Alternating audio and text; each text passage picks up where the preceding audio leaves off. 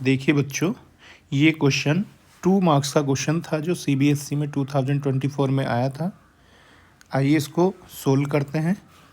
In the given figure triangle A H के, देखिए ये जो ट्रायंगल ए एच के है, बड़े वाला ट्रायंगल, इसकी बात कर रहा है। And triangle A B C कौन सा है? ये छोटा ट्रायंगल। इफ़ ए के इज इक्वल टू 8 सेंटीमीटर, तो ए के की लेंथ हमें कितनी दी हुई है? 8 सेंटीमीटर। ये ए के 8 सेंटीमीटर दिया हुआ है, ठीक है। B C 3.2 centimetre, B C हमें दिया हुआ है 3.2 सेंटीमीटर, ठीक है। एच के 6.4 सेंटीमीटर, एच के हमें दिया हुआ है 6.4 सेंटीमीटर, ठीक है। Then find the length of A C की लेंथ हमें फाइंड करनी है। ए सी को हम क्या लिख सकते हैं? एक्स। तो हमें एक्स की वैल्यू इसमें फाइंड करनी है। तो देखिए इसका सॉल्यूशन समझते हैं। सॉल्यूशन, एक बात बच्चों ध्यान रखना, जब एग्ज़ाम में ये क्वेश्चन आएगा तो सॉल्यूशन में आपको इसका ये फिगर ज़रूर बनाना है, ठीक है। ये मत सोचना कि ये तो फिगर क्वेश्चन में ही दिया हुआ है तो हम इसको कॉपी में ना बनाएं, लेकिन कॉपी में आपको बनाना है और इसमें ये वैल्यू भी लिखनी है, ठीक है। आइए देखिए अब इसका सॉल्यूशन देखते हैं। तो देखिए सॉल्यूशन में, देखिए ये सॉल्यूशन मैं ऊपर ही लिख देता हूँ यहाँ पर, सॉल्यूशन। तो सॉल्यूशन में ही ये फिगर बनानी है। तो हमें क्या गिवन है? देखिए सिंस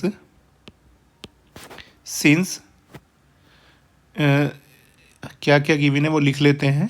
एक तो हमें ए के की वैल्यू गिवन है, ए के इज इक्वल टू 8 सेंटीमीटर दिया हुआ है, और बी सी हमें 3.2 सेंटीमीटर दिया हुआ है, एच के हमें 6.4 सेंटीमीटर दिया हुआ है, और सी ए या ए सी बोल सकते हैं, ए सी हमें फाइंड करना है, इसको हमने एक्स मान लिया है, ठीक है। अब देखिए और क्या दिया हुआ है। देखिए हम यहाँ पे लिख सकते हैं सिंस ट्रायंगल के नाम क्या क्या है? A H K is similar to triangle A B C. हमें ये दो ट्रायंगल क्या दिए हुए हैं? सिमिलर दिए हुए हैं। अब देखिए आपको ध्यान रखना है, अगर दो ट्रायंगल सिमिलर होते हैं तो उनमें करस्पॉन्डिंग साइड के रेशो क्या होते हैं? इक्वल होते हैं। इट इम्प्लाइज दैट, तो हम क्या लिख सकते हैं? इनकी करस्पॉन्डिंग साइड के रेशो को हम इक्वल लिख सकते हैं। तो देखिए करस्पॉन्डिंग साइड क्या है? ए एच की करस्पॉन्डिंग साइड क्या है? A B. तो इन दोनों का रेशो ले लेते हैं। तो इन दोनों का ratio A H upon A B, ये किसके इक्वल रहेगा? अब देखिए इस ट्रायंगल में एच के की करस्पॉन्डिंग साइड क्या होगी? बी सी, ठीक है। तो इन दोनों का रेशो लिख लेते हैं, एच के अपॉन बी सी, ठीक है। और ए के की करस्पॉन्डिंग साइड क्या रहेगी? देखिए ये जो ए के है, ए के की करस्पॉन्डिंग साइड क्या रहेगी? ए सी, ठीक है। तो हम यहाँ पर क्या लिख लेते हैं? ए के की करस्पॉन्डिंग साइड ए सी का रेशो। अब ये तीन रेशो हमारे पास आ चुके हैं, A H upon A B, H K upon B C, और A K upon A C. अब इन रेशो में वैल्यू पुट कर दीजिए जो जो हमें दी हुई हैं। ए एच की वैल्यू हमारे पास नहीं है तो ए एच को हम ए एच ही लिखेंगे। ए बी की वैल्यू हमारे पास नहीं है तो ए बी की वैल्यू को ए बी लिखना है। एच के की वैल्यू हमारे पास गिवन है 6.4 सेंटीमीटर। बी सी की वैल्यू हमें दी हुई है 3.2 सेंटीमीटर। ए के की वैल्यू हमें गिवन है 8 सेंटीमीटर। ए सी की वैल्यू हमें फाइंड करनी है, इसको हमने एक्स लिया हुआ है, ठीक है। अब देखो इसके बाद हम क्या करते हैं, ये पहले रेशो को हम फर्स्ट रेशो लिख देते हैं, इसे हम सेकंड रेशो लिख देते हैं, और इसको लिख देते हैं हम थर्ड रेशो, ठीक है। अब हमें एक्स की वैल्यू फाइंड करनी है, तो कौन कौन सा रेशो हमें लेना पड़ेगा? सेकंड और थर्ड रेशो हमें लेना पड़ेगा। तो हम यहाँ पे लिख सकते हैं टेकिंग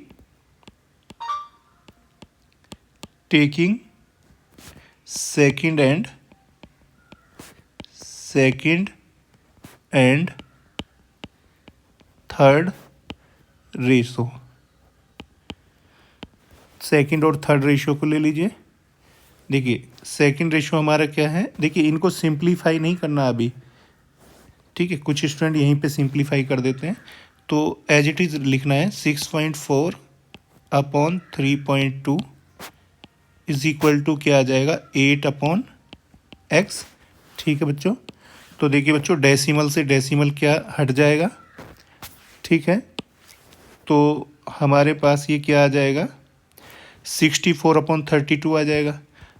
ठीक है, अब देखिए एक बात ध्यान रखिए बच्चों, ये जो अगर ये वेरिएबल नीचे रहता है और हमें इसकी वैल्यू फाइंड करनी है, तो सबसे पहले इस इक्वेशन में दोनों साइड का क्या करते हैं रेसिप्रोकल, मतलब पलटी मार देते हैं दोनों साइड में। तो दोनों साइड में पहले पलटी मार दीजिए, तो ये 32 को ऊपर लिख दीजिए और 64 को नीचे, और इधर x को ऊपर और 8 को नीचे। ठीक है, अब इसको डिवाइड कर लीजिए। 32 वन जा 32 होता है, 32 टू जा क्या होता है 64। ठीक है बच्चों, अब देखिए ये क्या आ जाएगा हमारे पास 1/2 is equal to x upon 8 आ जाएगा। अब ये 8 कहाँ जाएगा, देखिए इस 8 को हम पहुंचा देते हैं इधर मल्टीप्लाई में 1 में। ठीक है, बात समझ में आ गई। तो देखो अब हम यहाँ पे क्या लिख सकते हैं, it implies that 1 into 8 upon में 2 इज इक्वल टू एक्स। ठीक है, 2 से 8 को डिवाइड कर सकते हैं, 2 4 जा क्या होता है 8 होता है। ठीक है, तो x की वैल्यू हमारे पास कितनी आ जाएगी 4 1 जा 4 इज इक्वल टू एक्स। ठीक है, तो हम क्या कह सकते हैं देयरफॉर किसकी वैल्यू फाइंड करनी थी, हमें वैल्यू फाइंड करनी थी AC की। ठीक है, AC को हमने x लिया हुआ था, तो हम यहाँ पे लिख सकते हैं therefore AC is equal to कितना आ गया 4 सेंटीमीटर। ये हमारा आंसर आ जाएगा, इसे बॉक्स में बंद कर दीजिए। ठीक है, और यहाँ पर लिख दीजिए आंसर। ठीक है बच्चों, तो ये क्वेश्चन बहुत ही सिंपल सा क्वेश्चन था, 2 नंबर में आया था।